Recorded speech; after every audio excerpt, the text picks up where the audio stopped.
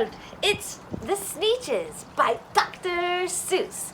And we're going to tell the story in a new way, in a toy theater.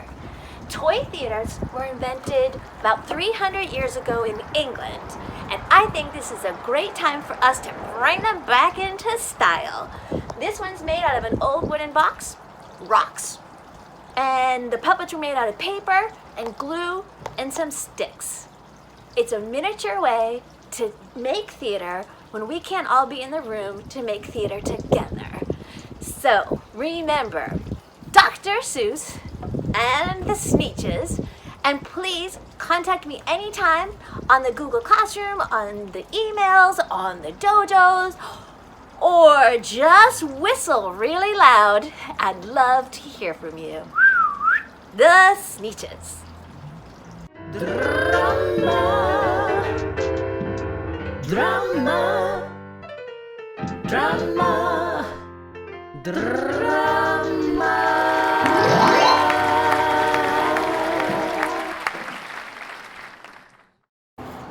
The Sneetches by Dr. Seuss.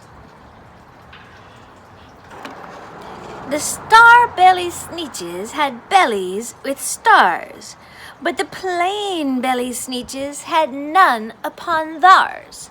Those stars weren't so big. They were really quite small.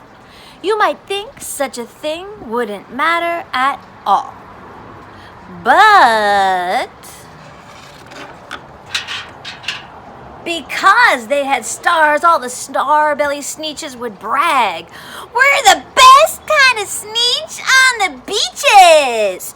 With their snoots in the air, they would sniff and they would snort. We'll have nothing to do with that plain belly sort. And whenever they met them, when they were out walking, they'd hike right on past them without even talking.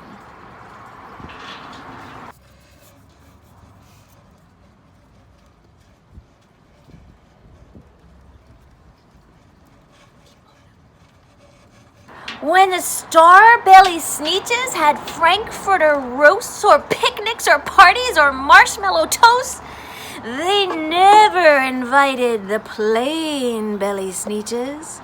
They left them alone in the dark of the beaches. They left them alone, never let them come near, and that's how they treated them year after year.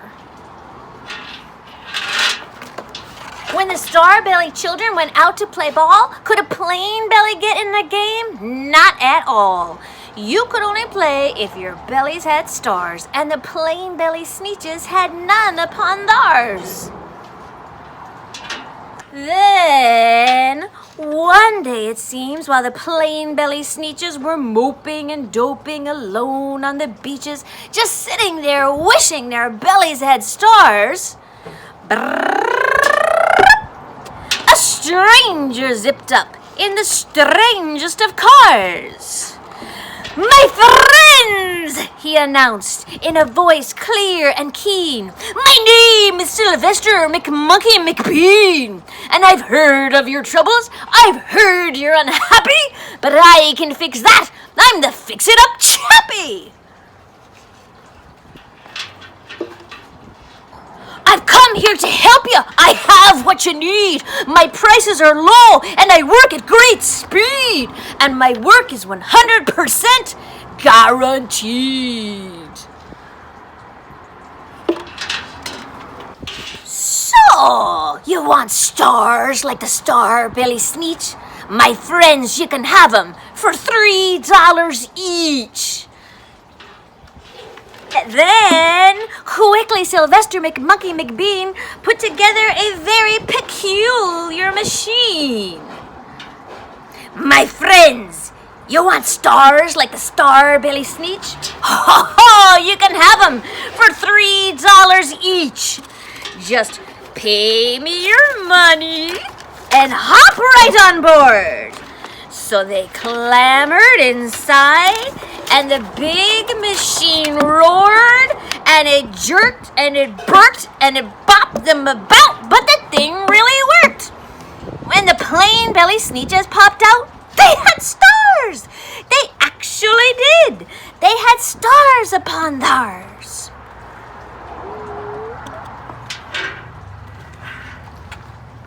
And then they laughed at the ones who had stars at the start.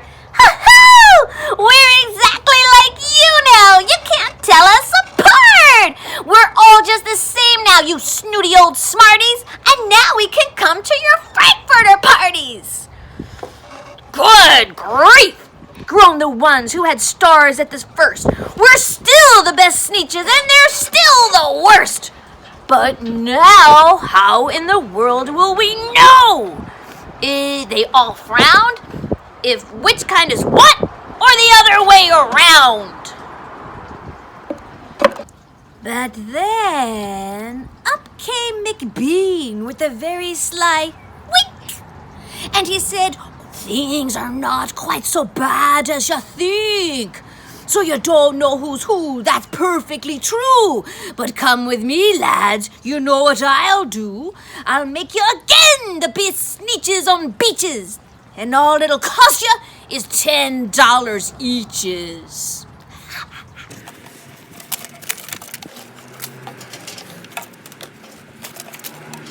Belly stars are no longer in style, said McBean. What you need is a trip through my star-off machine. This wondrous contraption will take off your stars so you won't look like Sneetches with them upon theirs.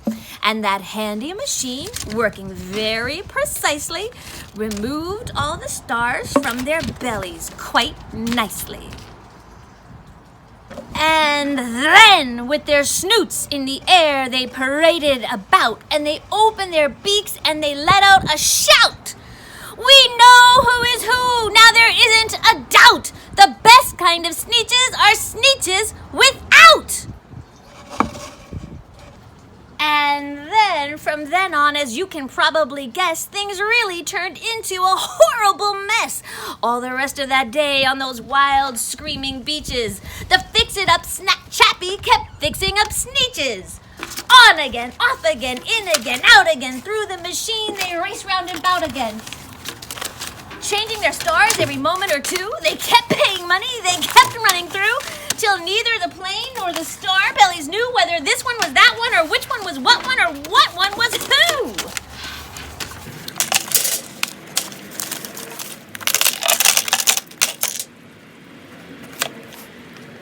Then, when every last cent of their money was spent, the fix-it-up chappie packed up and he went. And he laughed as he drove in his car up the beach. They will never learn. Oh no, you can't teach a Sneetch. Ha ha ha ha! But McBean was quite wrong, I'm quite happy to say, that the Sneetches grew really quite smart on that day. The day they decided that Sneetches are Sneetches, and no kind of Sneetch is the best on the beaches. That day, all the Sneetches forgot about stars and whether or not they had them upon theirs.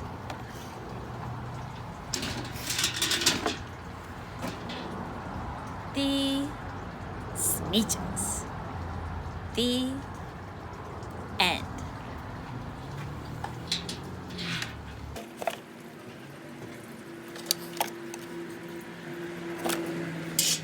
Drama,